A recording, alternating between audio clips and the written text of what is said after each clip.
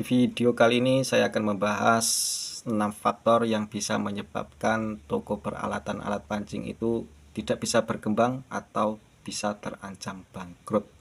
Simak video ini sampai habis ya. Yang pertama, jam buka dan tutupnya itu tidak menentu. Nah, itu yang perlu diperhatikan. Yang kedua, pelayanannya itu buruk. Yang ketiga, harga jual di atas harga pasaran. Yang keempat, barangnya sering kosong. Yang kelima, menjual barang rusak atau yang cacat. Yang ketiga, menerima bon. Nah, kita akan ulas satu persatu ya. Semoga video ini bisa bermanfaat buat teman-teman yang masih merintis ataupun yang sudah berkembang ya.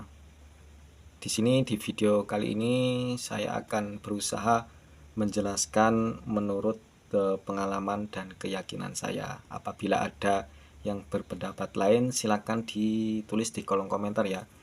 Saya sangat terbuka dengan masukan-masukan dari teman-teman karena saya yakin yang melihat video saya itu bukan hanya pemula, melainkan pasti ada juga senior-senior ataupun yang sudah lama ya, yang tokonya itu jauh lebih besar, lebih berkembang, lebih rame, lebih sukses daripada toko saya pribadi. Nah, jadi saya minta buat rekan-rekan yang mungkin wawasannya atau pendapatnya itu berbeda dengan saya, alangkah baiknya saya minta agar memberikan masukan. Silakan saja ditulis di kolom komentar ya. Saya terbuka dengan masukan-masukan yang masuk. Jadi saya tidak monoton, tidak terpatok dengan pemikiran saya. Saya pun suka belajar dengan hal-hal yang baru yang mungkin bisa saja saya belum ketahui. Oke, kita akan bahas satu persatu. Yang pertama adalah jam buka dan tutupnya itu tidak menentu. Nah, ini sangat penting sekali ya, karena customer itu biasanya akan meniteni. Apa meniteni? Pokoknya meniteni ya. Itulah pokok bahasa Indonesianya itu apa ya? Meniteni toko kita bukanya jam berapa, tutupnya itu jam berapa. Jadi kalau jam buka dan jam tutupnya itu berubah-ubah sesuai dengan mood kita sebagai penjual, customer itu akan bingung. Hari ini buka jam 8, besok buka jam 9, besoknya lagi buka jam 6. Ketika mau beli, mau belanja jam 7, sampai di tempat ternyata belum buka. Besoknya lagi lewat, nggak niat nggak mau beli, cuma lewat di toko kita, ternyata jam 7 itu sudah buka. Besoknya lagi karena ingin mancing, kemudian datang ke toko kita, ternyata jam 7 kita belum buka. Nah, itu akan membingungkan si customernya ya. Itu akan berdampak customer akan berpindah ke toko lain yang jam buka dan tutupnya itu sudah pasti, karena mungkin customer itu jengkel ya. Kebanyakan kalau kita pun digitukan, andaikan kita di posisi si customer, kita juga jengkel ya, karena sudah jauh-jauh menghabiskan waktu tenaga untuk datang mau belanja malah tutup. Nah, itu faktor yang pertama ya. Kemudian kita lanjut ke faktor yang kedua adalah pelayanannya itu buruk. Jadi pelayanan itu sangat-sangat penting sekali ya. Ini bukan hanya kita sebagai penjual peralatan alat pancing, kita menjual produk apapun, kalau pelayanan kita buruk, bisa dipastikan usaha kita akan mengalami penurunan atau sepi. Jadi pelayanan itu harus diperhatikan ya. Jadi apakah semua customer itu harus dilayani dengan baik? Jawabannya secara global iya. Jadi biasanya kalau toko kita itu pas posisi rame ya, posisi rame, kemudian ada customer baru yang datang, kita tidak sapa. Nah, itu biasanya si customernya itu tidak merasa dihargai sebagai pembeli. Jadi sebisa mungkin kita sapa ya, selamat pagi mas, monggo silahkan masuk, pilih-pilih barang apa yang mau dibeli. Kalau posisi ramai sekali, sebisa mungkin kita sapa walaupun dengan bahasa-bahasa yang simple dan sederhana. Monggo mas masuk mas, monggo mas masuk mas. Nah itu semua customer yang baru datang itu sebisa mungkin kita sapa, jangan sampai ada yang terlewat. Agar apa? Agar si customer itu merasa dihargai sebagai pembeli. Nah itu ya yang nomor 2. Kemudian lanjut ke nomor 3, menjual harga barang di atas harga pasaran ya. Nah ini sangat-sangat sensitif sekali ya bagi si customer. Jangankan selisih 1.000-2.500 perak saja customer bisa berpindah. Nah itu. Jadi kalau saya pribadi itu sangat mengharamkan sekali saya menjual produk di atas harga pasaran. Jadi minimal standarnya itu saya menjual sama dengan kompetitor. Jadi tidak melebihi. Kalaupun tidak sama, saya posisi harganya itu ada di bawahnya. Nah seperti itu ya. Karena sensitif sekali kalau soal harga itu, karena marketnya itu campur aduk, bercampuran. Ada yang ekonominya itu di bawah, ada yang tengah-tengah, dan ada yang atas. Kalau kita menyasar memang marketnya itu yang di atas, kita jual harga yang mahal di atas harga pasarnya tidak apa-apa. Biasanya itu yang lebih diperhatikan di servisnya ya.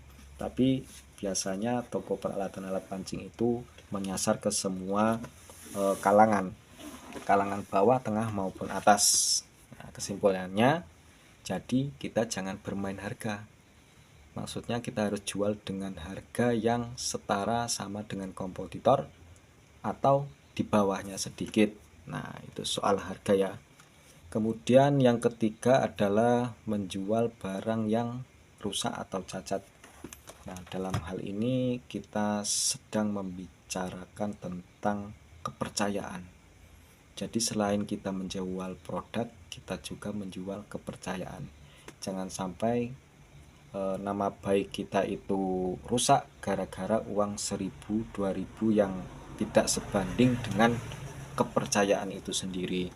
Jadi kalaupun ada barang yang rusak, kita terangkan cacatnya, rusaknya di mana, kita sebisa mungkin kita jual dengan harga di bawah standar. Karena apa? Karena barang tersebut itu cacat ya. Jadi kalau rugi gimana? Ya nggak apa-apa, karena itu salah satu dari resiko kita sebagai penjual. Jadi nggak ada apa ya, kalau kita usaha itu kok nggak ada resikonya, itu nggak mungkin ya. Nah itu singkatnya seperti itu.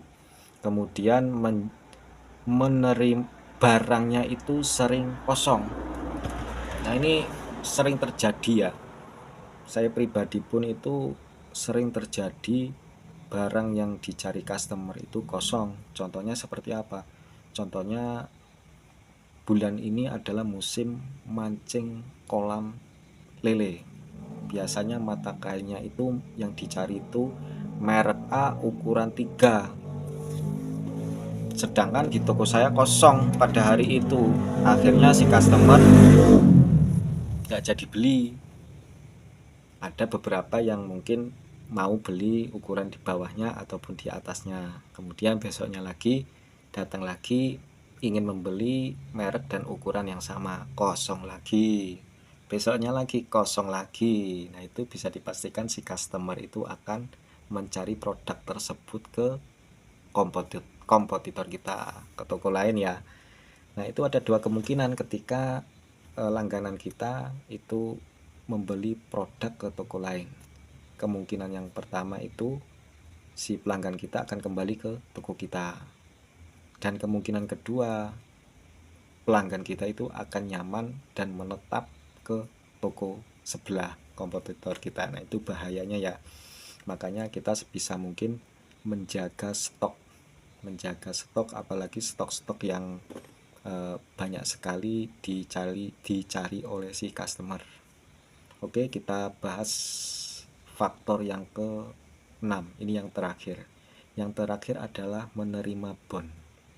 Nah, ini pedang bermata dua. Tapi bagi mungkin sebagian orang ya, sebagian penjual. Tapi bagi saya tidak pedang bermata dua. Kenapa? Karena saya sudah menyimpulkan ya dalam hal ini piutang, masalah piutang.